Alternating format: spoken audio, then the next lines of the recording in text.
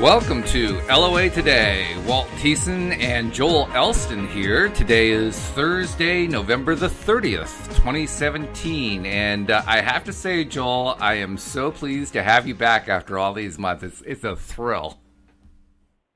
Walt, it's so good to be back. I know you and I have been in contact, and I've been watching your growth on LOA Today, and I'm so excited that we're here.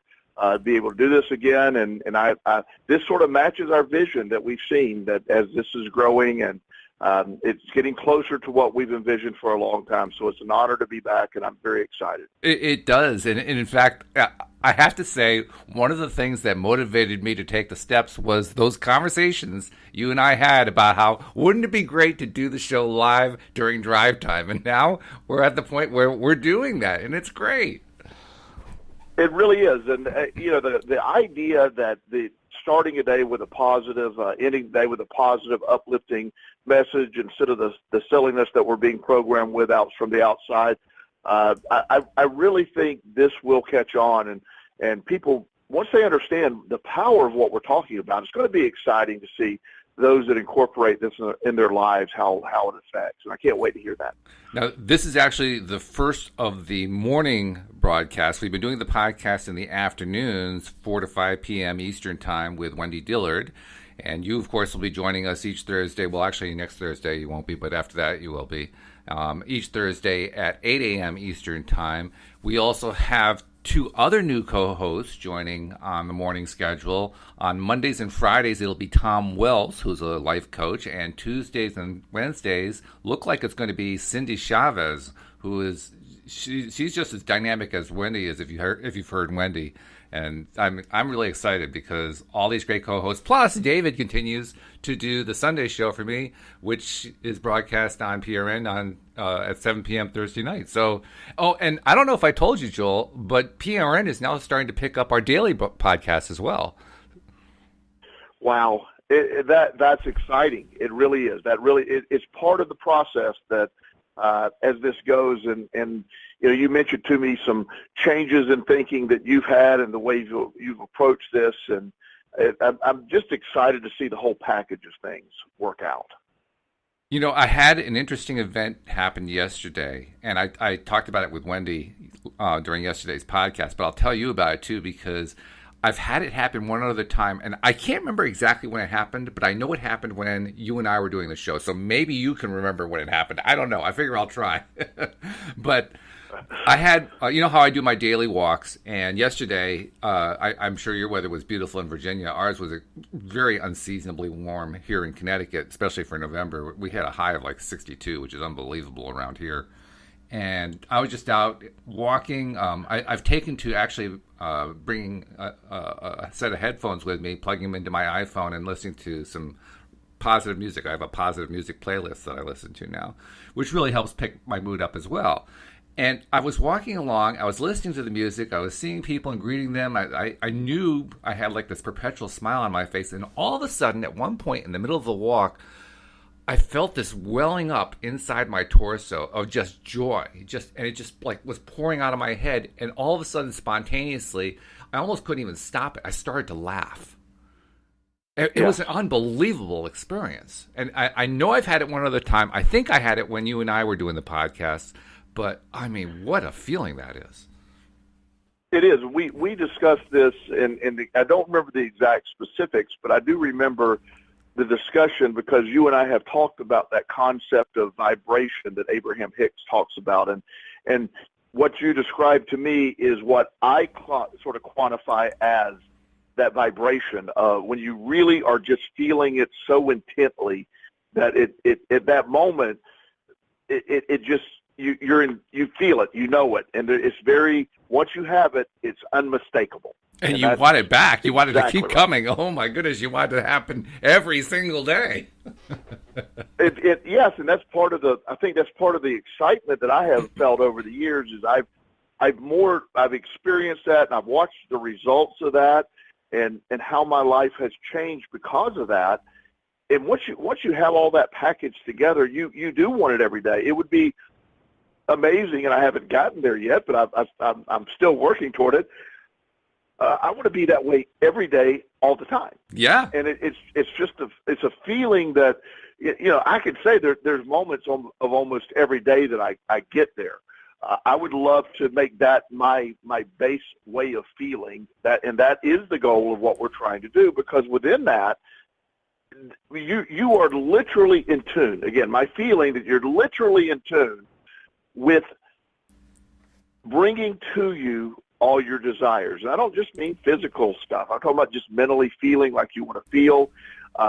Just that it is being so close to the source or God or whatever term you want to use to that. But that is when I really believe that there's so much more than just right here, because you get in tune with that, and it feels limitless when you're there. And like you're saying, you can't contain it. It's an emotional, it's the way that I believe we were built to feel, but the way life is led, we get away from that.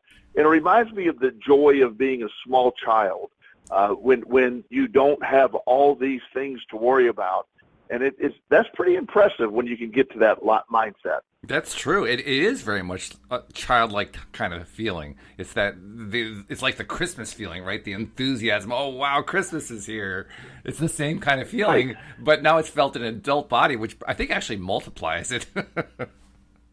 Well, yeah, because you can actually appreciate it. The one of the things that we talk about, I talk about with people often, is one of the questions when people are going through stuff. Why are we going through this? And I don't claim to have an answer for everything in every situation, but I do believe that the law of attraction offers contrast, and you can't appreciate the joy without some other stuff going on. So the contrast of how I feel when I'm there versus the contrast of when I'm disconnected from that, it helps me identify it. When I was a child and feeling that way, I had no contrast. I just assumed that this is how you're supposed to feel, and you had people supporting you of yes, this is very important, and you were the center of people's universe at that time, and it felt very normal. It wasn't arrogant or it wasn't being selfish. It was just that was the point. You were the point.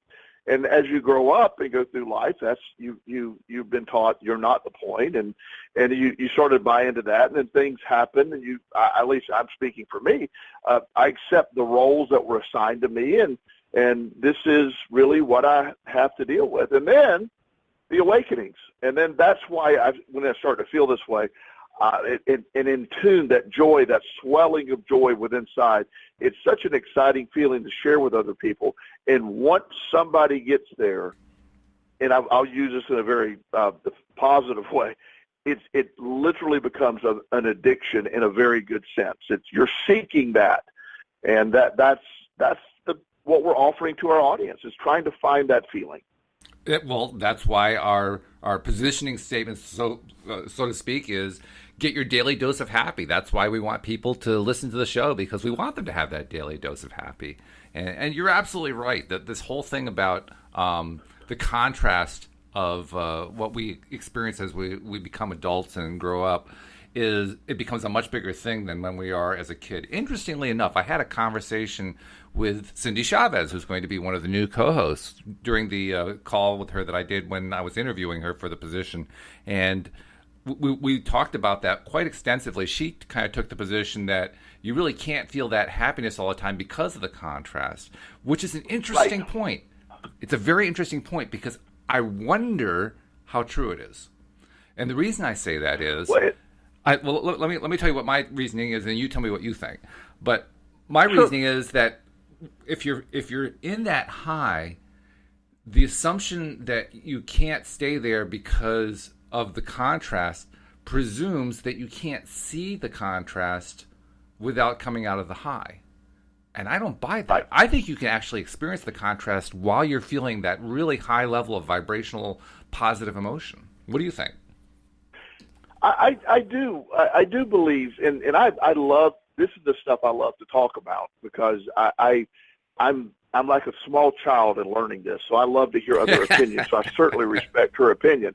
But it for me, and I can use a very, I can simultaneously be there, and I'll use a very humbling, very what anybody will describe as a very dark moment, and I'll walk you through the contrast with an event that's going to be happening next week. As many of you know from who listened before, I lost my son TJ in an accident several years ago, and it was a very devastating moment, clearly. And there was nothing good about it, and I never speak in a way that I will not say, well, things happen for a reason involving that one scenario, just because it's just not how I feel. But within that moment of the most extreme devastation I've ever felt in my life, my default way of thinking of the positive and thinking, I also lived with the joy that he brought to me. So my grieving process incorporated, we've talked a lot about that in particular event, right, where I chose to grieve with joy. And I lived simultaneously, I believe, with the contrast of, does that make sense? Am I saying that in a good way? Oh, it makes total sense. And so that's the way that I sort of view that. Yes, I can acknowledge that happens in that event. I will never be the same because of that event. I get all of the stuff that goes with that. However, my son brought me the most incredible joy when I think about it. As I'm talking about him now, I'm smiling. He was hilarious. He just brought so much, and I do believe I'll see him again. And then when I spread it over a period of years with the ability to look at it, next Thursday morning at 9 a.m., the reason I won't be able to do the show is my adoption of my son Justin will be official. Wow. Next week. Fantastic. I mean, that's just great news. Yeah, great joy. And I want to make sure everybody clears, Justin is not a replacement for TJ, or there's none of that psychological. People say, oh, well, but I am looking at the spectrum of my life. With great loss comes great gain. And I don't know if I ever would have adopted another child. I didn't specifically say, okay, TJ died, I want to adopt another child, but it did start a process in me. I'm still young enough to do this. I'm in a great financial position to be a parent again. I'm a better parent today than I was not that I was a bad parent, but I'm a much better parent because I don't let little stuff bother me that I've let bother me before. Mm-hmm. And so if this is that sort of that answer to that question for me. I can simultaneously remain in a joyous position while seeing the contrast of what's happening, and the reality of life sometimes it isn't where we want it to go, but in the end it always is part of the process that you get to choose your perspective every day. And that power of choosing your perspective of, this is how I'm going to look at this, even though if it goes against every grain in your body. I believe that I was gifted TJ for the short period of time that I had him on this plane. He was a gift. He was one of the great gifts I've had in my life, and he remains a great gift. And him and I will talk about that again sometime. But this is that same contrast that I live with, and I find it amazing that the idea that one can't exist without the other just doesn't make sense to me. I think they can simultaneously exist. Yeah, I agree with you. I was also, this is also a tie-in, but I was also yesterday realizing that, mentioning Abraham Hicks has something like 5, 6, 7 different books. Plus they have some children's books too.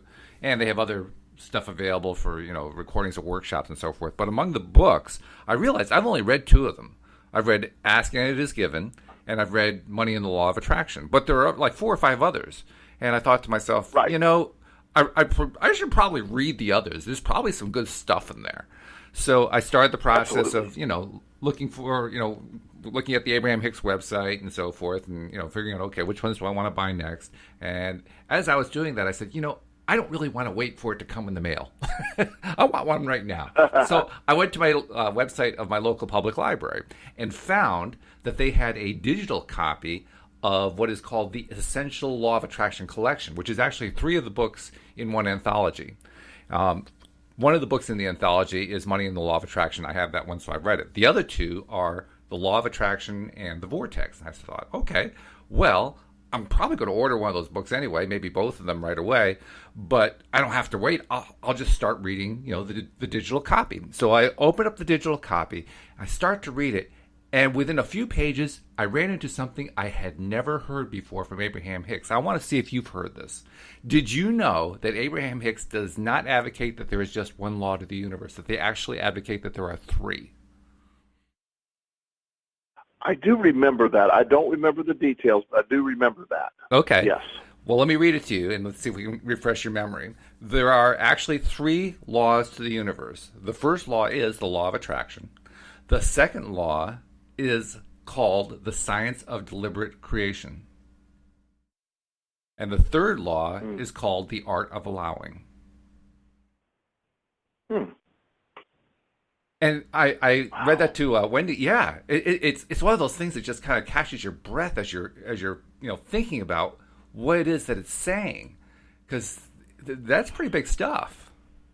It's really big stuff. It really is, and with so much focus being on the the law of attraction being I have had to think a lot about this, and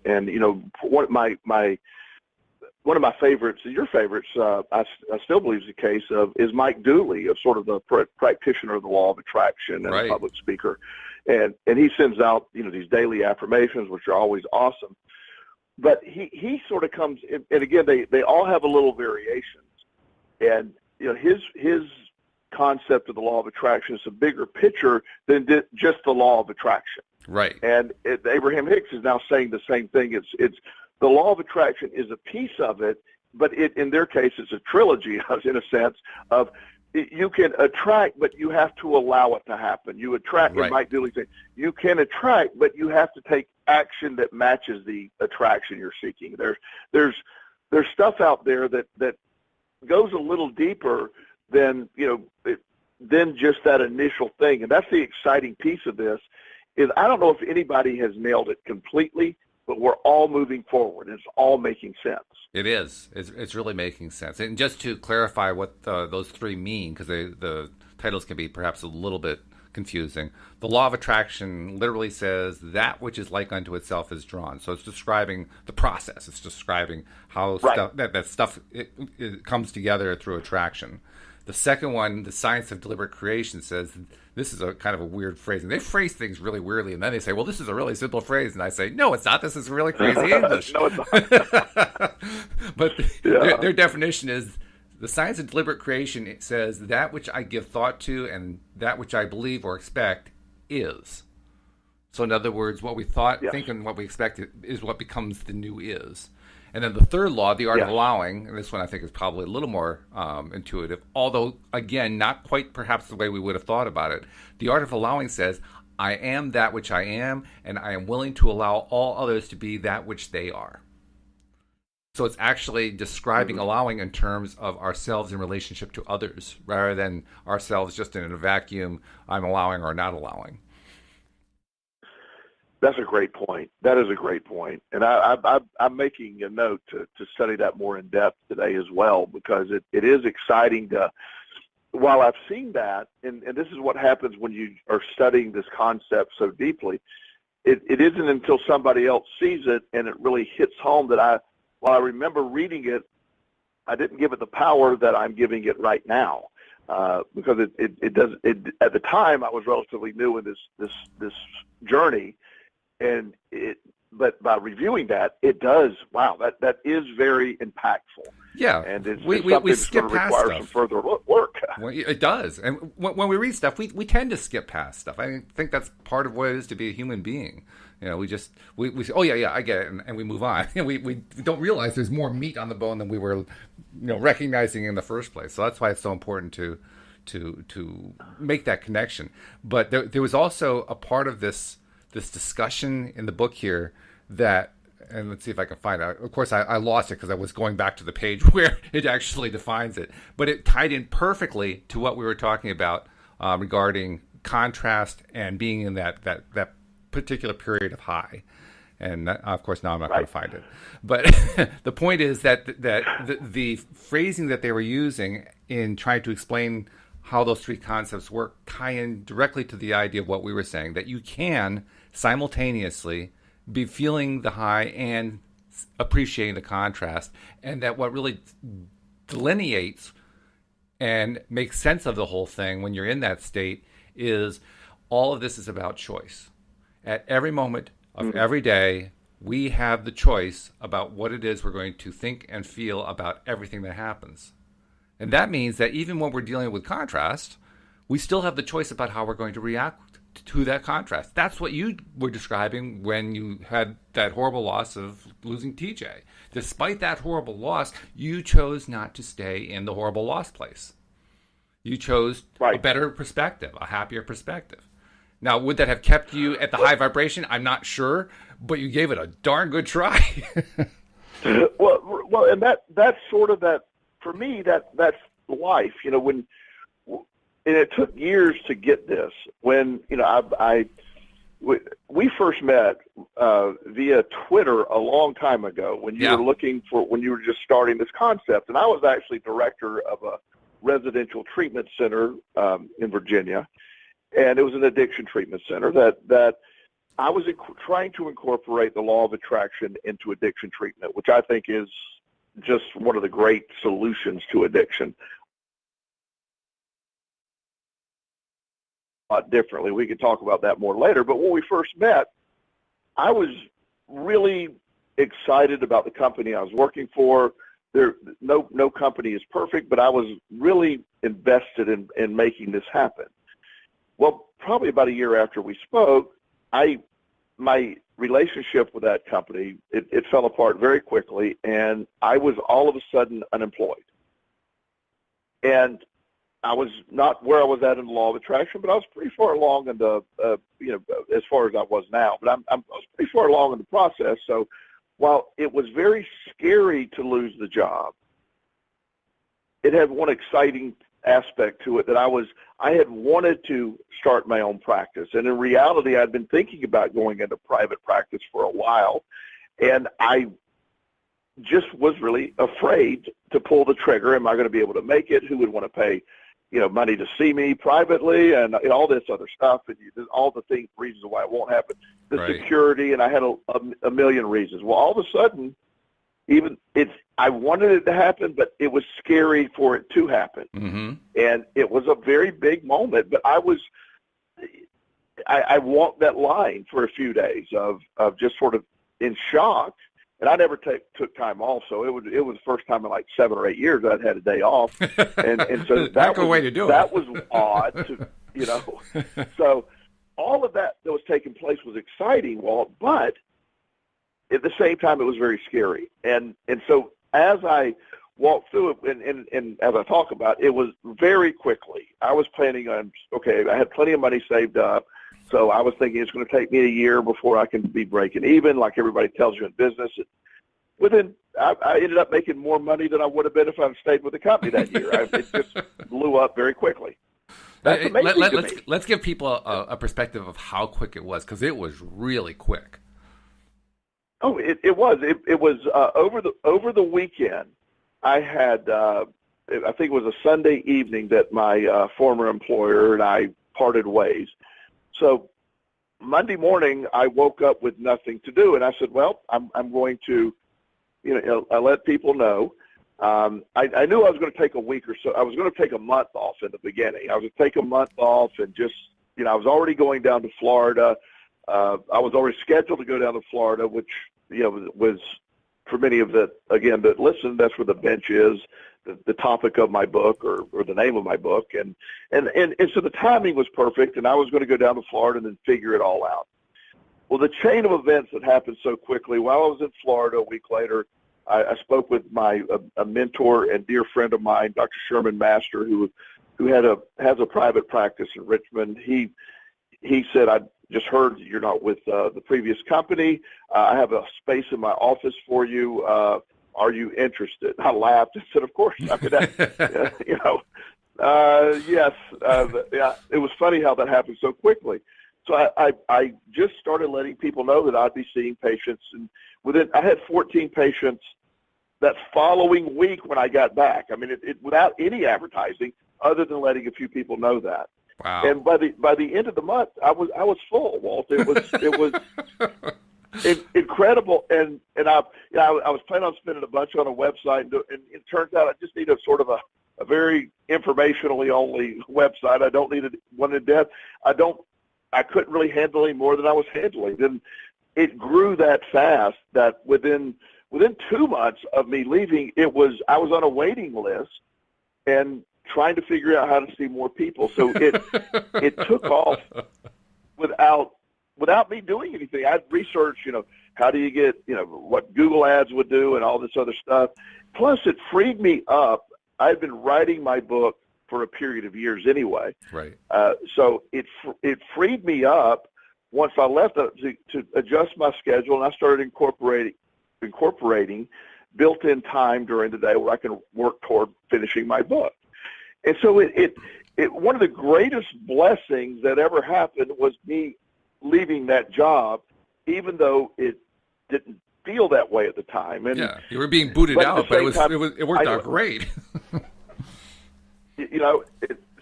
Yesterday, it's funny because we're talking about this because yesterday I was at my gym, and this one of the nicest guys at the gym. He's I don't know exactly what he does, something like an electrical contractor with this big company. Mm-hmm. And he does well, and he's at the gym every day when I'm there pretty much, and we're always talking. And he clearly was upset. He was there early, and he's clearly upset. And I asked him what was wrong, and he said, I got laid off today. And I really, people that aren't in the law of attraction don't understand this. So I tried not to go, oh my God, that's great. I did say that. It's not the typical reaction you normally get on something like that. That's true. Right. So, because I knew he wasn't in the mindset to hear that. It would have been offensive. But right. I thought that. I said, oh my gosh, you're such a, and I told him, I said, look, I said, give me a call. I said, nothing I can say for a day or two is going to make any difference. I'm sorry you lost your job. Give me a call. Let's talk about this. And when he calls me, I'm going to explain the limitless opportunities that now lie in front of him. It's just, I'm excited for him. He just doesn't know what's out there yet. And that's the beauty of this, is when you learn to live within that, I don't go to bed with anxiety about tomorrow. I don't go to bed. I'm excited. I know it's going to keep growing. That's where you live. You believe it. And there's no more of that. When I took another job, really with another company that didn't quite match my views and certain things, and instead of letting it go a long time, I just said, they're great people, they're doing great work, but that's not what I want to do. So I just continue with never shut down my private practice all the way, but I did scale it back, and then I quickly. Once again, I wanted to scale it up again. It instantly filled up one more time. So it's twice. This isn't like a coincidence to happen one time. This is twice it's happened. And when it happens twice, you have to say, but this is not just fate being crazy. There's something going on here. Right, and that's the way that I'm looking at all this. When things are going to happen. And I would love to tell you that, hey, Walt, I have this down to such a science. I do it instantly, perfectly every time. That's not the case. That would be wonderful. That would be. But I am a human being, and I continue to evolve in this. And I don't have all the answers all the time. But I do have the ability, no matter what, now to say, deep breath, deep breath. Everything has worked out absolutely perfectly over my entire life. Even though there's been incredible lows, they're not remotely matched to the incredible highs that I've been given the gift of. And a lot of the lows have turned out to be because I've been able to adjust my perspective. They weren't really lows. They were necessary events that I had to go through to gain what I have today. Mm-hmm. So in a sense, they were like going to school, in a lot of ways. Well, as you're describing that, and also you talked about how the guy at the gym, he wasn't really in a space yet to hear the positive news about it. it's a great example that ties into that quote that I was talking about, because I did find the quote finally while you were talking there in the book. So let me read it. And the quote's actually written to address one thing, but it ties in perfectly to what you're talking about. So you'll hear it. Let me read it to you. It says, "You are here to create the world around you that you choose, while you allow the world as others choose it to be to exist also. And while their choices in no way hinder your own choices, your attention to what they are choosing does affect your vibration and therefore your own point of attraction." And the key thing for me in that is it's all about choice. Yes, if you pay attention to the way they look at things, yes, that will affect your vibration. But here's the thing. You don't have to pay attention to how they're looking at things. Right now, your friend at the gym is looking at things the way the world has taught him to look at things. But he doesn't have to. That's what I was hearing as I was reading this. He doesn't have to. And that's what you're going to help him understand. Once he gets over that initial phase, he will be able to hear that. Yeah. That's exciting. It's that powerful. Really is exciting stuff. And what I'm so in tune with right now, what I'm loving right now, when I can see that, when there's a moment, and I've mentioned this on one of our shows a long time ago. There's a moment in the movie The Matrix where Neo, or the main character, realizes that he is the one. He can see all this. He is the creator. He saw everything, and he just stands there. The bad guy shot a bunch of bullets at him, and then he realizes, no, that's not real. And he just instantly changed the environment, right? And because he changed his reality, and while that is a science fiction thing, and I don't suggest you go out and change, try to stop the bullets with your hand. No. But I do believe when you can see through how the fabric of all this, and not get caught up in what the moment is at that time that you've been taught to believe, there is a growth process. I have no doubt. My friend at the gym, who is a really solid guy, very valuable person, I just think the world of him. He will, 6 months from now, going, oh my gosh, I can't believe that I was worried about. Look how great this turned out. I see that time and time again. It's like life retroactively goes in and fills in the blanks, and the law of attraction is going to. You got to believe where that's going to go. When you do that, you do create. And in the beginning, as you do, it is hard to step away from the conditioned thinking that we've been given, and it's what most people do. But that's why we do the show. You don't have to go through that. Yeah. And that's the beauty of the law of attraction, and the additional, the subcategories of allowing things to happen. And you also touched on a point in your reading that I really have used recently in my private practice. There are people. I have a gentleman that came back, and he one of his ex-girlfriends. He said the law of attraction is not working for me, and I'm like, okay, what? Explain. He said, well, I really am envisioning my ex-girlfriend coming back, and I just found out today she's getting married, and I'm devastated. And I said, you're trying to implement, and that's exactly the area she's attracting her life. You have to accept what you need to attract is a loving relationship, not the specific nature of someone who's not in tune with where you're at. And his obsession is her, and it's not looking for a relationship that's fulfilling and loving. And that's what we're working on. And that sort of matches what you're saying. While you can attract what you want. If I could want the White House, if I'm like, I'm going to get a vision board, and my goal is to own the White House. Well, I can want it all I want. It's unlikely that the current occupant or the next occupant or the United States would allow me to buy the White House. It's just not going to happen. Mm-hmm.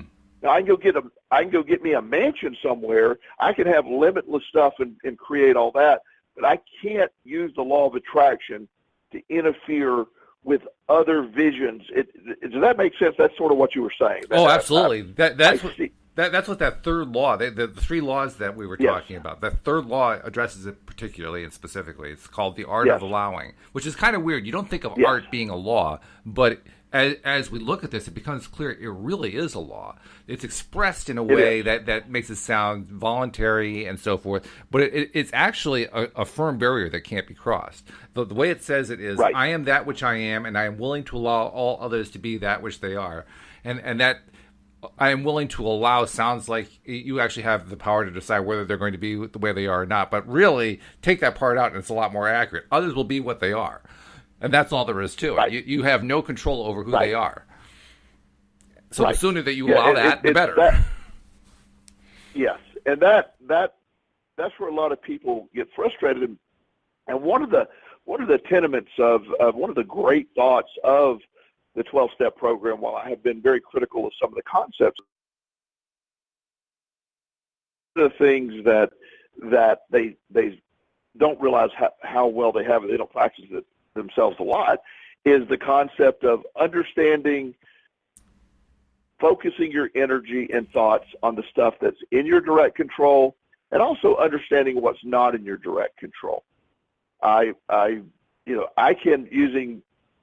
do this in talks, using my son's death as an example. All my power, all my energy, and all my thoughts cannot bring TJ back to life. That's right. I can't. However, all my power and energy and thoughts can live with the joy of the time I had with him.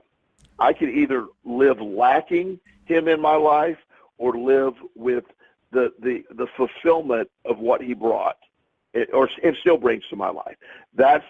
I get to choose that. I don't get to choose his death, but I get to choose how I view that. And that is the gift in all of this. And that's where we when you get that piece, this stuff becomes so much easier. But a lot of times, and I can speak for me, a lot of times early, I would get stuck on certain things thinking they had to be that way versus the concept. And I mentioned earlier about the treatment center that I worked for. I ended up there, and I'll do a brief synopsis of that. I had envisioned working for a treatment center that would use holistic qualities in their treatment modalities, that would use the law of attraction, that would not necessarily focus on the 12-step putative negative way of thinking. And I focused on that for a long time, and I envisioned this house, this big mansion on big acreage, and I laughed to myself when I envisioned that, because the population that I was looking to deal with at the time was compulsive gamblers, and inherently, by the time they seek treatment, they have no money. There's no money, yeah. So you're not going to pay for a big mansion that way. Yeah. So they're not going to. There's no way I could afford this program, but I still envision it happening. Now, I get a call randomly from some gentleman who is a recovering compulsive gambler that wants to open up the treatment center, and his wife just happens to be a tobacco heiress. And he has unlimited money, and he has a mansion that he is going to use as a treatment center. And I'm like, oh my gosh, this is now. I didn't attract the way I envisioned in the beginning, but I was given control of that treatment center. I did attract it. I didn't envision it where somebody else would own it, but nonetheless I attracted it. It happened, and I was given that opportunity. And while I was there, we helped a lot of people, and it also brought me to that next step of my life where I'm at right now. Mm-hmm. And it's amazing how that happened, Walt, but I did envision it, and I had to allow the parameters of it to unfold. It wasn't in my, I couldn't get it down to the exact detail, but it is pretty much the exact treatment center that I envisioned for years before I was offered control of that treatment center. It reminds me of a scene in the movie The Secret, where the guy's talking with his son and trying to explain what a vision board is and so forth, and he sees on his vision board the house that they ended up buying. And he's blown away because he didn't realize they actually bought the house that he had put on his vision board many years ago. It's the same kind of story, you know? He said that at that point in The Secret, he said, I finally understand how this works. And I think you actually understood it before that, but that must have been very much the feeling involved. Well, it is, and it's like people. I know people that get stuck just simply. I need money, I need money. Well, and we've talked a lot about this. The emotion of that, the feeling of that is it isn't money that the emotion is bringing. It's the feeling of need. It's the expression of lack. Lack, yes. So what you're inviting is need and lack. And so it's like, okay, I guess that's what you want. You'll keep having some lack here. And that's how that works, is sort of tuning in the way that you really have to, the old saying, be careful what you wish for, it might come true. I have seen this happen. I often will walk with my clients, like this weather we've had lately. I'll go on walks with my clients, and it's a very therapeutic way to do it. Just go on a nice walk, nice neighborhood, office in a really nice neighborhood. And within 10 steps of us walking one day, I said, well, what is it you want most? And the guy said, I want more money. Within 10 steps, Walt, we came across a quarter on the ground. I love it. I said, well, there you go. It works perfectly. My goodness. I mean, and he laughed and he says, well, maybe I should have been more clear. I said, you brought exactly what you want, but it was a good point for him that it instantly provided it. It did. And I said, it works that way. Yeah. I said, the thing is, it was a quarter, and you believe a quarter is something you could find, but it doesn't matter the dollar amount or the figure. It is what you really are accepting of, or what you can allow to happen. Oh yeah. And it's a gentleman that I'd worked with several years ago. He was a hotel manager, and we were in Rock Hill, South Carolina. And Rock Hill, South Carolina is a wonderful town. However, it is a very conservative southern town, very conservative. In some ways, it's 1950 in a lot of their beliefs. I can accept that. I love the town. The people were very nice, but a lot of my beliefs are considered crazy in Rock Hill, South Carolina. But it's still a wonderful place. So, but this gentleman happened to be gay, and he said, my life is so unfulfilled.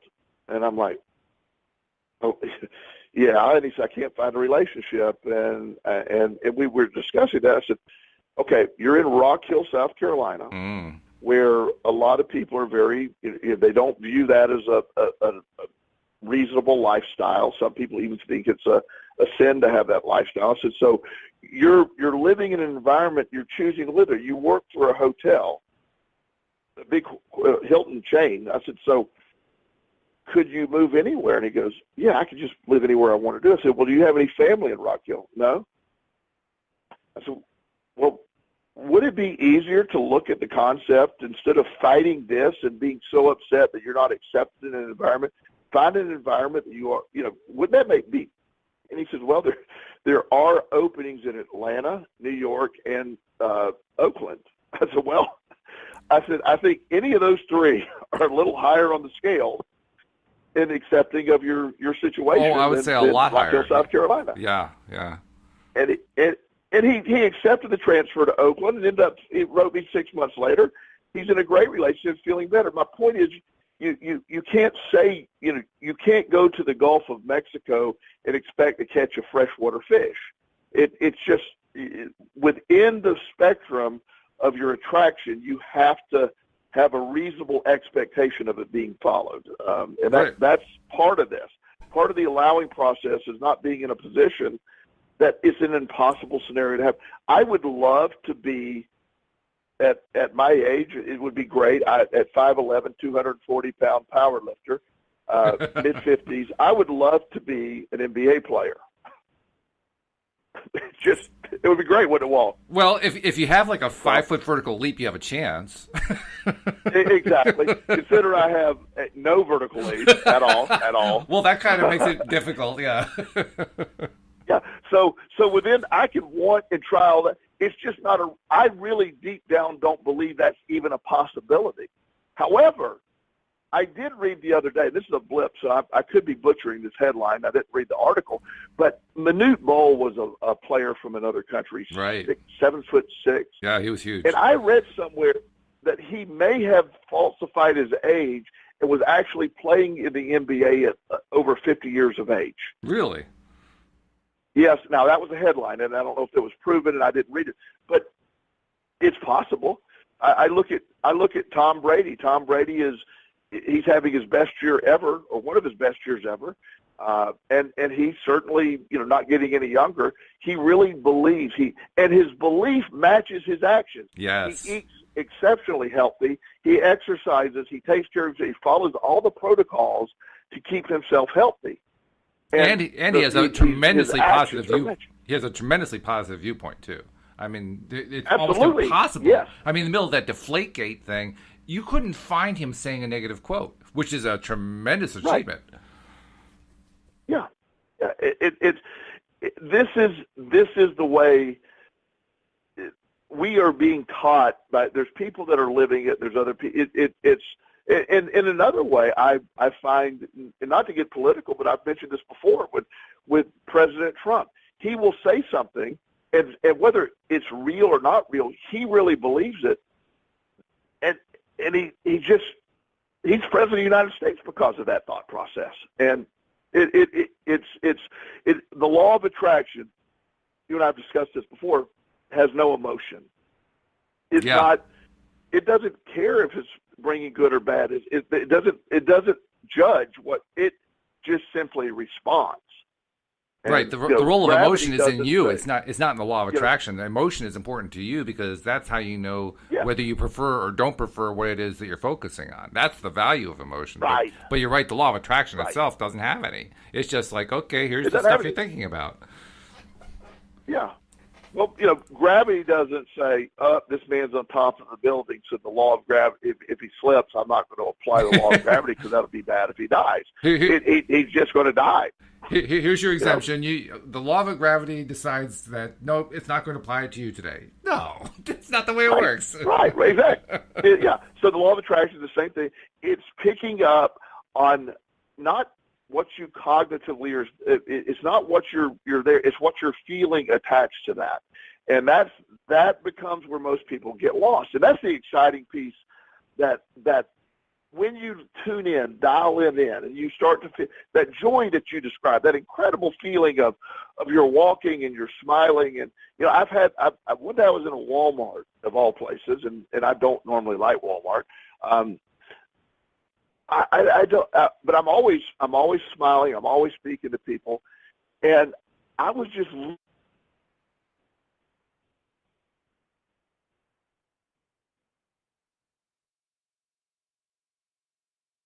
and they're saying, and I'm just feeling like, wow, it's Walmart, and yet I'm still joyous and I'm excited and I don't know how all that started happening, but I was smiling at people, and they would smile back at me, and they were speaking to me, and the more that happened, I would speak back, and it's like, wow, this is I usually come to Walmart with a sort of not a negative attitude, but a get in, get out, Lord, I don't want to be here attitude, versus, hey, I was glad I was at Walmart that day. Mm-hmm. And, there was no great discovery that day other than I was walking through Walmart feeling like I was putting out so much positive energy that other people were lifted by just my presence. Again, that sounds sort of arrogant when I say it out loud, but it's that my vibration was so strong that day. If they were remotely in tune with that, they would have been lifted up by that. It was exciting. Well, I know what you're talking about because I experience that quite frequently on my daily walks, particularly lately since I started wearing the headphones listening to my positive music list. Because that positive music list, as I'm walking along, gives me a gigantic lift. I can't even begin to describe. I think partly because my own dominant sense is auditory. So it's feeding my best sense.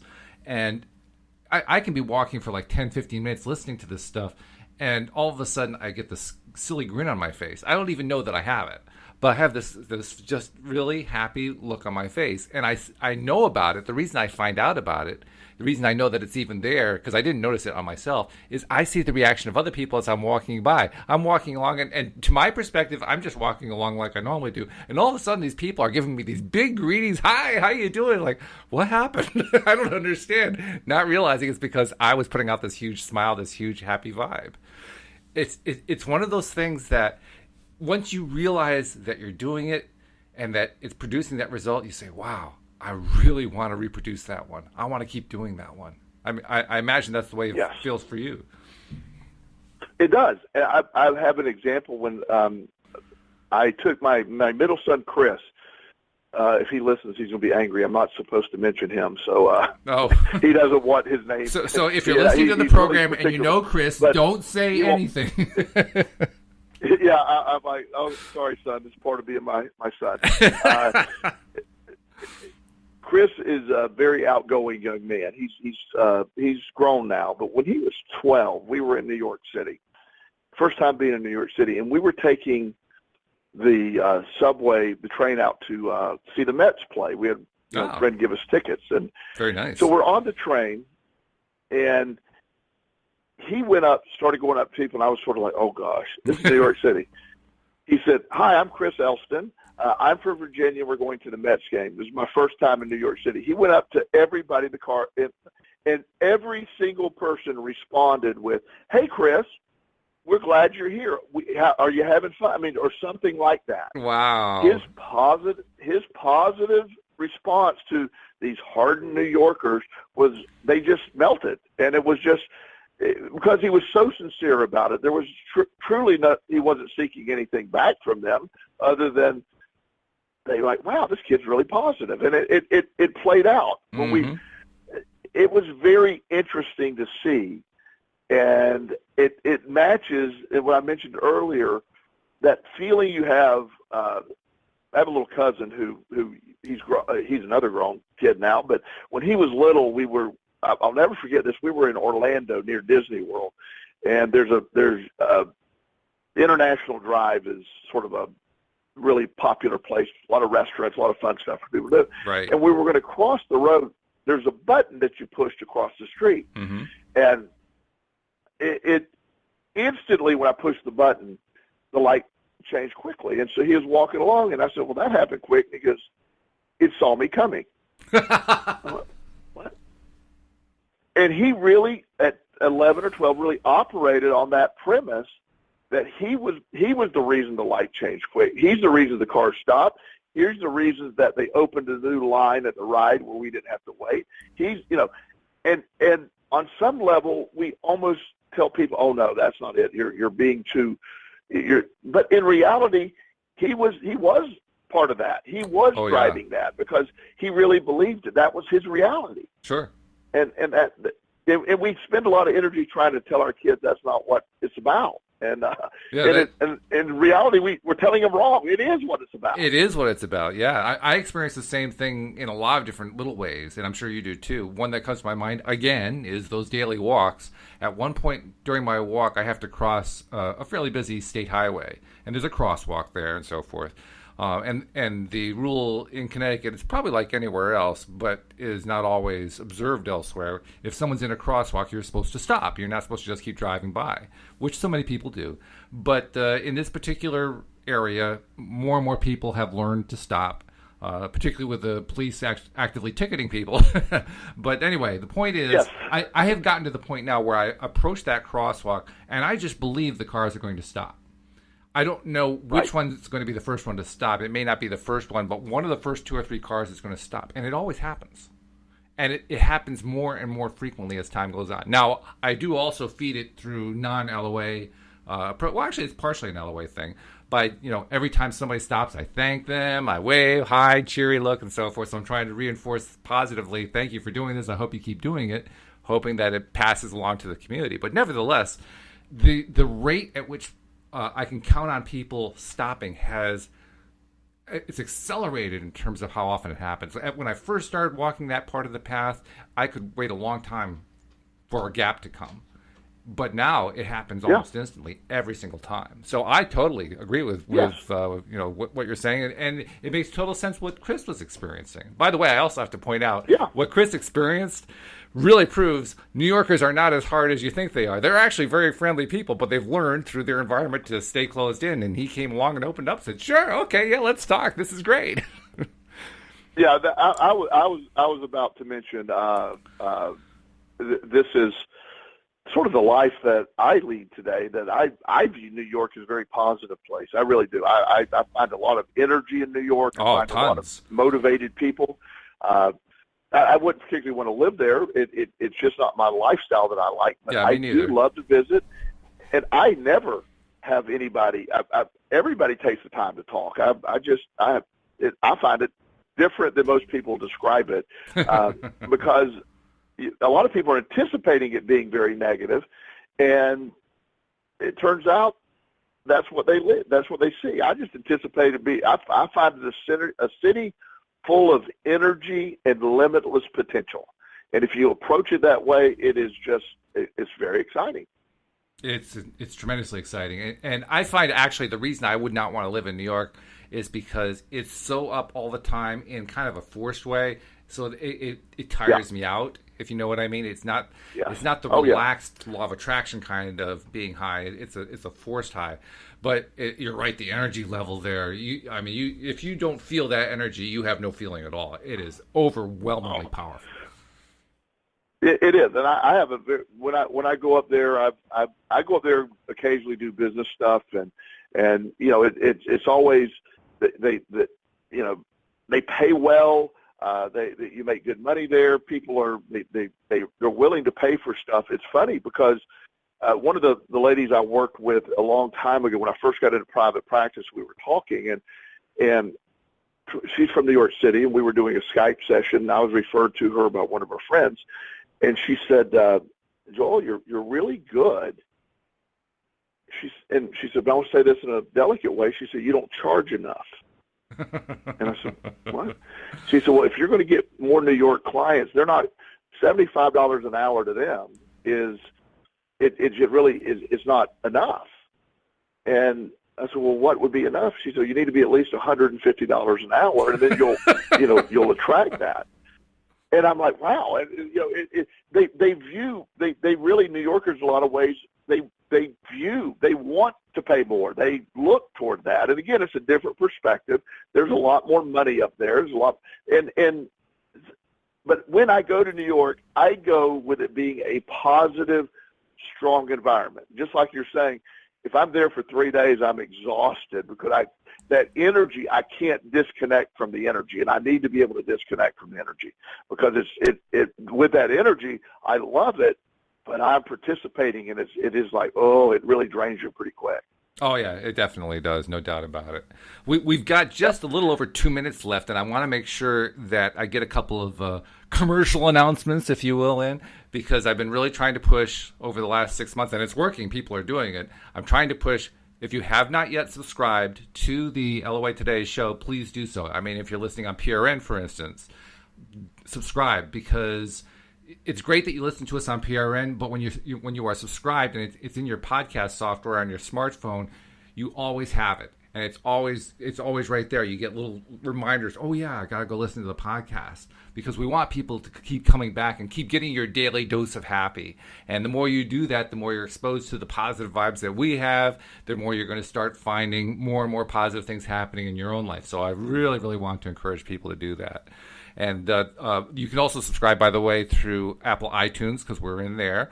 In fact, on the iPhone, you can actually subscribe directly through your podcast software that's built in. And on Android phones, you can subscribe to Google Play. So there's a lot of different ways to subscribe, but please do subscribe. And one other thing, Joel, I don't know if you want to do this, but with my other co-hosts who are all life coaches, I've been giving them the opportunity. Do you want to give people in the Richmond area an opportunity to find out how to reach you if they're interested in your services? Absolutely. My website is joelelston.com. That's JoelElston.com. My direct line is 804-335-4343. I am taking new patients, and love to. I give everybody a one free session to see if it's a good match. So if any of this touches base with you at all, I don't just do addiction, I do life. And I work with people in their life, and love the opportunity to speak with you. And also I have a book called The Bench. It's available on Amazon. It's The Bench by Joel Elston is how you search for it. And I have a new book coming out called The Law of Action. And I'll let you know when that's available. We'll have to talk about that in the future then. Joel, it's been great having you back, and a pleasure as usual. Good to talk to you, my friend. It feels like old times. It certainly does. And we'll see you all next time here on LOA Today. Goodbye, everybody.